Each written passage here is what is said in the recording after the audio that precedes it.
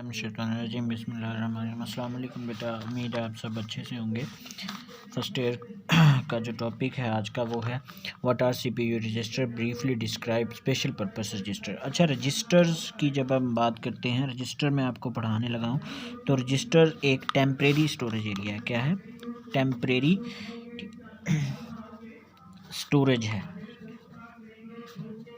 Inside CPU. Inside CPU का मतलब है कि सीपीयू यानी सेंट्रल प्रोसेसिंग यूनिट यानी प्रोसेसर के अंदर। तो register is a temporary storage inside the CPU यानी सीपीयू के अंदर। अब कंप्यूटर के पास जो मेमोरी है, जो स्टोरेज है, उसकी अगर बात करें तो मेमोरी की अगर बात करें तो आपके पास कंप्यूटर में सेकेंडरी स्टोरेज की बात करेगा STORAGE, जिसमें आपके पास हार्ड डिस्क है। उसके बाद आपके पास मेन मेमोरी की बात करेगा, ठीक है। उसके बाद आपके पास मेन मेमोरी के बाद आपके पास जो है वो कैशे की बात कर लेता है, ठीक है। उसके बाद आपके पास आज हम जो पढ़ रहे हैं रजिस्टर पढ़ रहे हैं। इसके अलावा जो परमानेंट मेमोरी है इसमें आपके पास रोम भी आ जाती है, ठीक है, यानी रीड ओनली मेमोरी जिसे आपने कहा था। तो अगर हम इस सब को देखें तो आपके पास जो कंप्यूटर की टेम्परेरी स्टोरेज एरियाज़ हैं वो 3 हैं। यानी कंप्यूटर की टेम्परेरी जो स्टोरेज है वो 3 टाइप्स की है। उसमें पहली टाइप आपके पास मेन मेमोरी है, यानी इसको आप रैम का नाम भी देते हैं। दूसरी आपके पास कैश, या तीसरी आपके पास रजिस्टर। तीनों टेम्परेरी स्टोरेज हैं। और स्पीड के एतबार से सबसे फास्ट रजिस्टर्स हैं, क्योंकि रजिस्टर सीपीयू के अंदर होते हैं। तो जो चीज़ उसके बिल्कुल करीब है उससे डाटा लेने देने के लिए उसको टाइम कम लगता है, तो वो रजिस्टर हैं। दूसरी है कैशे और तीसरी है रैम। ये स्पीड के एतबार से नीचे को इस तरफ को ऊपर को कर लें तो पहले नंबर पे, दूसरे पे, तीसरे पे, ठीक है। अब इन दोनों की वर्किंग आप पढ़ चुके हैं। ये कंप्यूटर के स्टार्टअप में मदद देती है, ठीक है। बूट जब होता है सिस्टम, कर्नल वर्जन इसमें आता है, इसकी वर्किंग आप पढ़ चुके हैं। कॉपी रखती है ताकि सीपीयू की स्पीड को इंक्रीज़ किया जा सके। आज हम पढ़ेंगे रजिस्टर। रजिस्टर कब काम करते हैं? जब सीपीयू क्या कर रहा होता है? प्रोसेसिंग कर रहा होता है। जब कोई भी प्रोसेसर सीपीयू क्या कर रहा होता है? प्रोसेसिंग कर रहा होता है, वर्क कर रहा होता है, तब रजिस्टर जो हैं वो काम करते हैं। कैसे काम करते हैं रजिस्टर्स? एक होती है इंस्ट्रक्शन, हदायत, यानी आपने किसी चीज़ के ऊपर डबल क्लिक किया तो एक इंस्ट्रक्शन गई ओपन होने की। अब जब ये इंस्ट्रक्शन है तो ये जाके इंस्ट्रक्शन रजिस्टर में स्टोर होगी, और ये डाटा जब रैम में लोड होता है तो उस जिस जगह पे ये डाटा पड़ा होगा उस रैम की चिप का एक ख़ास एड्रेस होता है, ये एड्रेस रजिस्टर में जाके स्टोर होगा। प्रोग्राम काउंटर में काउंट करेगा कि कितनी इंस्ट्रक्शन जो हैं वो प्रोसेस हो चुकी हैं, ठीक है। तो हम इस सब को जो है वो देखने वाले हैं। इससे पहले मैंने आपको बताया कि रजिस्टर एक fast temporary storage area with in a CPU. जितनी देर तक किसी इंस्ट्रक्शन के ऊपर काम हो रहा होता है तो उतनी देर तक वो डाटा इन रजिस्टर्स में, वो इंस्ट्रक्शन डाटा, उसका एड्रेस और उसके ऑपरेशन डिकोड होके इन रजिस्टर्स के पास होते हैं। जैसे ही ये काम ख़त्म हो जाता है तो वो सीपीयू से निकल जाते हैं। ये भी टेम्परेरी स्टोरेज एरिया है विद इन द सीपीयू, लेकिन इसकी स्पीड बाकी दोनों टेम्परेरी स्टोरेज से क्या होती है? फास्ट होती है, क्योंकि ये इनसाइड द सीपीयू है, फास्ट होता है। लेकिन मैटर करता है हर रजिस्टर का साइज़ होता है। क्या होता है? साइज़ होता है ऑफ रजिस्टर, हर रजिस्टर का।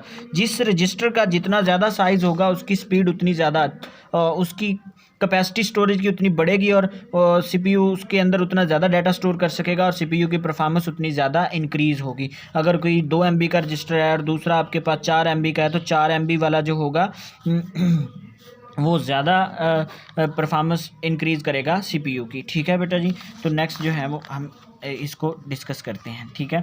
आज का जो टॉपिक है हमारा वो है रजिस्टर्स। अब वो कहता है रजिस्टर इज़ अ स्मॉल, छोटी सी high speed memory inside the CPU. बड़ी तेज़ है, ये सीपीयू के अंदर होती है। It is used to store data and instruction temporary आर्जी तौर पर। Data stored in registers from main memory. Register data कहाँ से लेता है? मेन मेमोरी से, क्योंकि सीपीयू डाटा लेता भी रैम से और देता भी रैम को है for execution. CPU contain a number of register, each resistor has pre defined function. बहुत सारे रजिस्टर सीपीयू के पास होते हैं, बट उसका अपना, हर किसी के अपने अपने फंक्शन होते हैं। अच्छा, रजिस्टर साइज मैंने बता दिया जैसे पहले ही। Determine how much information can store a register, कितनी इन्फॉर्मेशन स्टोर कर सकता है। The size of the register register is in bytes, each byte can store 1 character of data, ठीक है। अ रजिस्टर कैन बी इतनी 1 2 3 4 8, bigger size of the register increases the performance of CPU, वो उसकी performance को क्या करता है, increase करता है। स्पेशल पर्पस रजिस्टर्स में सबसे पहले आपके पास है program counter, instruction register, memory address register, उसके बाद memory buffer register, stack pointer, ये सारे एक इंस्ट्रक्शन के लिहाज से समझते हैं। फॉर एग्जांपल आपने कोई इंस्ट्रक्शन दी, इंस्ट्रक्शन जब भी दी जाती है किसी चीज़ को तो वो रैम में लोड हो जाती है। अब वो इंस्ट्रक्शन कहाँ हो चुकी है जी, रैम में लोड हो चुकी है। वो रैम के किस हिस्से में लोड है, अगर सीपीयू को वहाँ से लेना है, फॉर एग्जांपल आपने एक इंस्ट्रक्शन दी, वो ये आपकी रैम है, ठीक है, वो रैम के इस हिस्से में आपकी वो इंस्ट्रक्शन या वो डाटा जो है इस हिस्से में आके लोड हो गया, तो इसका एड्रेस अगर ये है तो सीपीयू को अगर ये डाटा चाहिए तो वो पहले इसका एड्रेस बताएगा। तो इसमें आपके पास वो क्या कहता है, is used to store the address of next instruction, जो फैच करनी है। तो हमारे पास पहली है तो नेक्स्ट तो है नहीं, मतलब पहली है, अगर इसके बाद ये सीपीयू में चली जाती है, वो इसके ऊपर काम करना शुरू करता है, तो दूसरी इंस्ट्रक्शन इस एड्रेस पे पड़ी हुई है, तो फिर वो ये वाला एड्रेस जो है वो काउंटर रजिस्टर इस एड्रेस को फैच करना तलाश शुरू कर देगा, क्योंकि जैसे ये इंस्ट्रक्शन निकलेगी वो प्रीवियस अगली इंस्ट्रक्शन के रजिस्टर एड्रेस को क्या करेगा, फाइंड करना या तलाश करना शुरू कर देगा जी।